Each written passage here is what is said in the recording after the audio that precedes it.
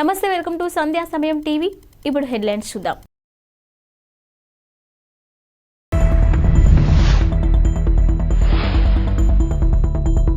Why not Pulivendula Devineni Uma.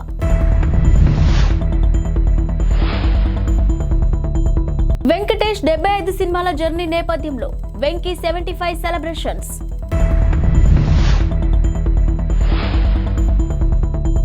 మూడు రోజుల పాటు పవన్ కాకినాడలో మకాం. ఓవైపు వైనాట్ Y75 అని ఏపీ ముఖ్యమంత్రి వైసీపీ శ్రేణుల్లో ఉత్సాహాన్ని నింపే ప్రయత్నం చేస్తున్నారు. ఇదే సమయంలో వైనాట్ పులివెందుల అని టీడీపీ నేతలు అంటున్నారు. ఇక తాజాగా ఎక్స్ వేదికగా మాజీ టీడీపీ నేత దేవినేని ఉమా స్పందిస్తూ వైనాట్ పులివెందుల అంటూ టీడీపీ నినదిస్తుందని చెప్పారు. ఇక ఈ ఏడాది ఆగస్టు 2023న సింహాద్రిపురంలో చంద్రబాబు పర్యటన, అదే ఊరిలోని ఈ నెలలో జరిగిన జగన్ పర్యటన వీడియోలను ఆయన షేర్ చేసుకొచ్చారు. ఇక పర్యటనకు జన నీరాజనం, జగన్ వస్తే పత్తాలేని జనం, జగన్ పని అయిపోయింది అని ఆయన ఎద్దేవా చేశారు. వెంకటేష్ 1986లో కలియుగ పాండవులు సినిమాతో హీరోగా ఎంట్రీ ఇచ్చారు. తొలి సినిమాతోనే భారీ విజయాన్ని అందుకున్నారు. ఇక ప్రేమ సినిమాతో యూత్ కి మరింత చేరువైన వెంకీ శ్రీనివాస కళ్యాణం, స్వర్ణ కమలం సినిమాలతో ఫ్యామిలీ ఆడియన్స్ కి చేరువయ్యారు. ఇక 90లలో వచ్చిన బొబ్బిలి రాజా, శత్రువు, కూలీ నెంబర్ 1 సినిమాలు ఆయనను తిరుగులేని స్టార్ ను చేశాయి. ఇక వెంకటేష్ తనకంటూ ఒక స్టైల్ ను సెట్ చేసుకున్నారు. తనదైన బాడీ లాంగ్వేజ్, డైలాగ్ డెలివరీతో అభిమానులను పెంచుకున్నారు. ఇక కామెడీ చేయడం అనేది ఫైట్స్ చేసినంత తేలిక కాదు. అలాంటి కామెడీని అవలీలగా పండించడం వెంకటేష్ కి ప్రత్యేకగా మారింది. జనసేన చీఫ్ పవన్ కళ్యాణ్ కాకినాడలో పర్యటించనున్నారు. ఈ నెల 28 నుంచి 3 రోజుల పాటు అక్కడే మకాం వేయనున్నారు. కాకినాడ పార్లమెంటు నియోజకవర్గంలో పార్టీ పరిస్థితిపై సమీక్ష జరపనున్నారు.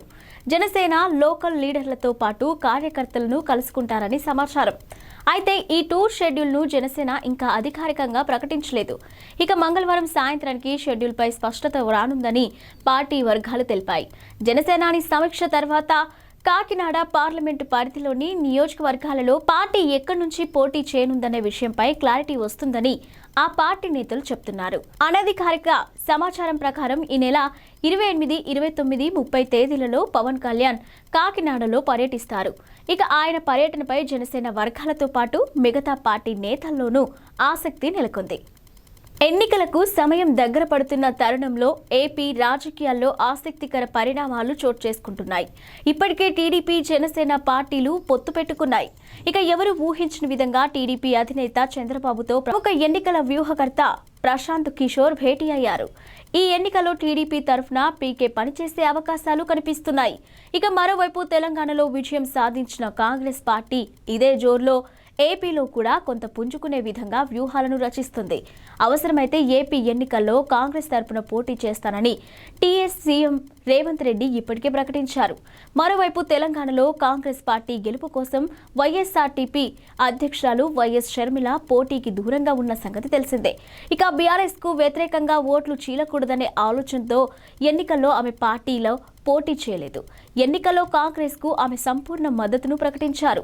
ఇక కాంగ్రెస్ కు షర్మిల చేసిన ఉపకారాన్ని కాంగ్రెస్ హైకమాండ్ గుర్తుంచుకుంది. ఈ క్రమంలోనే ఏపీలో పార్టీ బాధ్యతలను షర్మిలకు అప్పగించాలనే యోచనలో అధిష్టానం ఉన్నట్టు విశ్వసనీయ వర్గాల సమాచారం.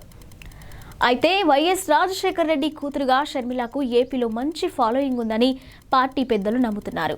ఇక షర్మిలను ఏపీ అధ్యక్షురాలుగా చేస్తే పార్టీకి మళ్లీ మంచి రోజులు వస్తాయని భావిస్తున్నారు. వైసీపీలో ఎక్కువ మంది కాంగ్రెస్ శ్రేణులే ఉన్న నేపథ్యంలో షర్మిలకు బాధ్యతలను అప్పగిస్తే ఆ పార్టీ ఓట్లు కాంగ్రెస్ కు చీలే అవకాశం ఉందని అంచనా వేస్తున్నారు. ఫ్రాన్స్ లో కొన్ని రోజుల పాటు చిక్కుకుపోయిన భారతీయులు ఎట్టకేలకు స్వేచ్ఛావాయువులు పీల్చుకున్నారు.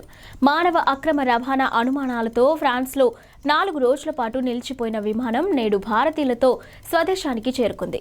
ఇక ప్యారిస్ లో స్థానిక కాలమానం ప్రకారం మధ్యాహ్నం 2:30 బయలుదేరిన విమానం ఈ తెల్లవారుజామున 4 గంటలకు ముంబైలో దిగింది.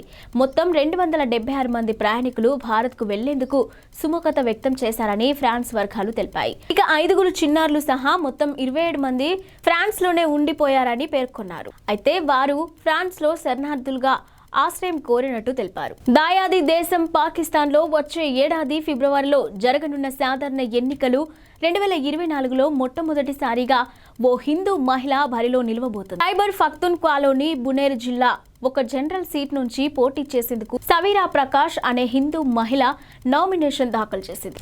ఇక బునేర్ జిల్లాలోని PK-25 జనరల్ సీటుకు పాకిస్తాన్ పీపుల్స్ పార్టీ PPP తరఫున ఆమె అధికారికంగా నామినేషన్ పత్రాలను సమర్పించారని మీడియా రిపోర్టులు పేర్కొన్నాయి. కాగా సవీరా ప్రకాష్ తన తండ్రి ఓం ప్రకాష్ అడుగుజాడల్లో నడుస్తున్నారు. ఇక డాక్టర్గా ఇటీవలే పదవి విరమణ చేసిన ఓం ప్రకాష్ గత 35 ఏళ్లుగా PPP కోసం అంకిత భావంతో పనిచేస్తున్నారు. దీంతో తండ్రి మాదిరిగా ప్రజా సేవ చేయాలని సవీరా భావిస్తున్నారంట. ఇక వచ్చే ఎన్నికల్లో గెలుపుపై ఆమె ఆశాభావంతో ఉన్నారు. బునేర్ జిల్లాలో పోటీ చేస్తున్న మొట్టమొదటి మహిళ సవీరా ప్రకాష్ అని స్థానిక రాజకీయ నాయకుడు సలీం ఖాన్ పేర్కొన్నట్టు మీడియా రిపోర్టులు చెబుతున్నాయి. తెలంగాణ నూతన ముఖ్యమంత్రి రేవంత్ రెడ్డిని మెగాస్టార్ చిరంజీవి కలిశారు. జూబ్లీహిల్స్ లోని రేవంత్ నివాసానికి వెళ్లిన చిరంజీవి ఆయనతో మర్యాదపూర్వకంగా భేటీ అయ్యారు. ఇక తన ఇంటికి వచ్చిన చిరంజీవిని రేవంత్ ఆప్యాయంగా ఆహ్వానించారు. వీరిద్దరూ కాసేపు పలు విషయాలపై మాట్లాడుకున్నారు. ఇక రేవంత్ పేరును సీఎంగా కాంగ్రెస్ హైకమాండ్ ప్రకటించిన వెంటనే అందరికంటే ముందుగా ఆయనను చిరంజీవి అభినందించారు. మీ నాయకత్వంలో రాష్ట్రం మరింత అభివృద్ధి పథంలో ముందుకు సాగాలని, మీరు ఉన్నత స్థాయికి ఎదగాలని ఆశిస్తున్నానని చిరంజీవి ట్వీట్ చేశారు.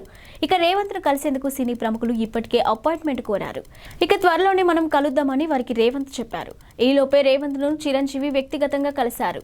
ఇక మరోవైపు రేవంత్ చిరంజీవి భేటీ అయిన ఫోటోలు సోషల్ మీడియాలో వైరల్ అవుతున్నాయి. ఈ ఫోటోలను రేవంత్ తన అధికారిక ట్విట్టర్ ఖాతాలో పోస్ట్ చేశారు. మర్యాదపూర్వకంగా చిరంజీవి గారిని కలవడం జరిగిందని రేవంత్ అన్నారు. ఏపీ ప్రస్తుతం ఉద్యమాంధ్రప్రదేశ్గా మారిందని టీడీపీ జాతీయ ప్రధాన కార్యదర్శి నారా లోకేష్ వ్యాఖ్యానించారు. తన పాదయాత్రలో ఇష్టం వచ్చినట్టు హామీలు ఇచ్చిన జగన్ అధికారంలోకి వచ్చాక అందరినీ మోసం చేశారని విమర్శించారు. నేటి నుంచి ప్రారంభమవుతున్న మున్సిపల్ కార్మికుల సమ్మెకు కూడా టీడీపీ పూర్తి స్థాయి మద్దతు ఇస్తుందని తెలిపారు. ఇక తమ సమస్యలను పరిష్కారానికి పోరాడుతున్న మున్సిపల్ ఆశా వర్కర్లకు మద్దతు తెలపాలని పార్టీ శ్రేణులకు ఆయన పిలుపునిచ్చారు. పోరాడితే పోయేదేమీ లేదు, బానిస సంఖ్యలు తప్ప ఆంధ్రప్రదేశ్ ఉద్యమాంధ్రప్రదేశ్గా మారిందని, ఇక పాదయాత్రలో నోటికొచ్చిన హామీలు ఇచ్చిన జగన్ అధికారంలోకి వచ్చిన తర్వాత అందరినీ మోసం చేశారు. అంగన్వాడీలు, మున్సిపల్ కార్మికులు, ఆశా వర్కర్లు, త్వరలో వాలంటీర్లు తమ న్యాయమైన డిమాండ్ల కోసం రోడ్లెక్కి నిరసన తెలపాల్సిన దుస్థితి నెలకొందని మండిపడ్డారు. ఇక ఈ రోజు నుండి ప్రారంభమవుతున్న మున్సిపల్ కార్మికుల సమ్మెకు కూడా టీడీపీ పూర్తి స్థాయి మద్దతిస్తుందని చెప్పారు. అంగన్వాడీల సమ్మెకు ఎలా అయితే రాష్ట్ర వ్యాప్తంగా టీడీపీ శ్రేణులు మద్దతు తెలిపాయో అలానే తమ సమస్యల పరిష్కారానికి పోరాడుతున్న మున్సిపల్ ఆశా వర్కర్లకు మద్దతు తెలపాలని పిలుపిస్తున్నాను అని నారా లోకేష్ ట్వీట్ చేశారు. కాంగ్రెస్ సీనియర్ నేత విజయశాంతి బీఆర్ఎస్ పార్టీపై మరోసారి విమర్శలు గుప్పించారు. పొరుగు రాష్ట్రాల వారు తన నాయకత్వం కోరుకుంటున్నారన్న కేసీఆర్ వ్యాఖ్యల్ని గుర్తు చేస్తూ సెటైర్లు పేల్చారు. ఇక బీఆర్ఎస్ ను భవిష్యత్తు రహిత సమితిగా తెలంగాణ ప్రజలు నిర్ణయించాలని వ్యాఖ్యానించారు. అయితే వచ్చే లోక్సభ ఎన్నికల్లో బీఆర్ఎస్ పొరుగు రాష్ట్రాల్లో 50 స్థానాలు, తెలంగాణలో 3 స్థానాలు గెలిచి కేంద్రంలో చక్రం తిప్పొచ్చంటూ ఎద్దేవా చేశారు. బీఆర్ఎస్ నిర్దేశించుకున్న పెద్ద కార్యాచరణ ముందు తెలంగాణలో లోక్సభ ఎన్నికలు చిన్నవని వ్యాఖ్యానించారు. బీఆర్ఎస్ కు ప్రస్తుతం ఉన్న అతిపెద్ద కార్యాచరణ ముందు తెలంగాణ లోక్సభ ఎన్నికలు చాలా చిన్నవి.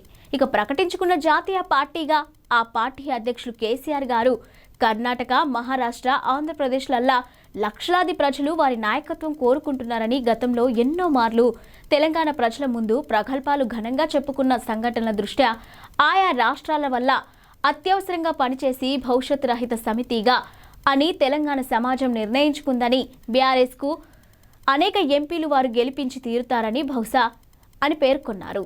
పాలస్తీనాపై దాడి చేస్తున్న ఇజ్రాయెల్ దాని మిత్ర దేశాలను ఇరాన్లోని హౌతీ ఉగ్రవాదులు టార్గెట్ చేసుకున్న విషయం తెలిసిందే. ఇక అంతర్జాతీయ వాణిజ్యానికి ఆటంకాలు సృష్టించే దిశగా హౌతీలు ఎర్ర సముద్రంలో సరుకు రవాణా నౌకలపై డ్రోన్ దాడులకు దిగుతున్నారు. ఇక ఈ నేపథ్యంలోనే హౌతీలు తాజాగా మరో హెచ్చరికను జారీ చేశారు. ప్రపంచ ఇంటర్నెట్ వ్యవస్థపై దాడి చేస్తామని ప్రకటించారు. బాబ్ అల్ మందజ్ జలసంధి మీదుగా సముద్ర భూగర్భం నుంచి వెళ్తున్న ఇంటర్నెట్ కేబుళ్లను కత్తిరిస్తామని వార్నింగ్ ఇచ్చారు. ఫలితంగా ప్రపంచానికి ఇంటర్నెట్ సేవలు నిలిచిపోతాయని హెచ్చరించారు. ఇక ఎర్ర సముద్రంలో బలగాలు మోహరించాలన్న అమెరికా నిర్ణయానికి ఇటలీ, స్పెయిన్ మద్దతిస్తాయనే వార్తలతో తాము ఈ నిర్ణయం తీసుకున్నట్లు సమాచారం. ఇక ఈ ప్రపంచాన్ని రాతి యుగంలోకి నెట్టేస్తామన్నారు. కాగా హౌతీ హెచ్చరికలపై సర్వత్రా ఆందోళన వ్యక్తమవుతుంది. హౌతీలను కట్టడి చేయకపోతే ప్రపంచానికి నెట్వర్క్ సమస్య ఏర్పడుతుందని అరబ్ అంతర్జాతీయ మీడియా హెచ్చరించింది. కాగా హౌతీల చర్యలతో భారత్కు ప్రమాదమేమీ లేదని భారత టెలికమ్యూనికేషన్ శాఖ విజిలెన్స్ విభాగం మాజీ deputy director general George Marshall పేర్కొన్నారు. ఇక భారత్పై ఈ చర్యల ప్రభావం ఉండదు.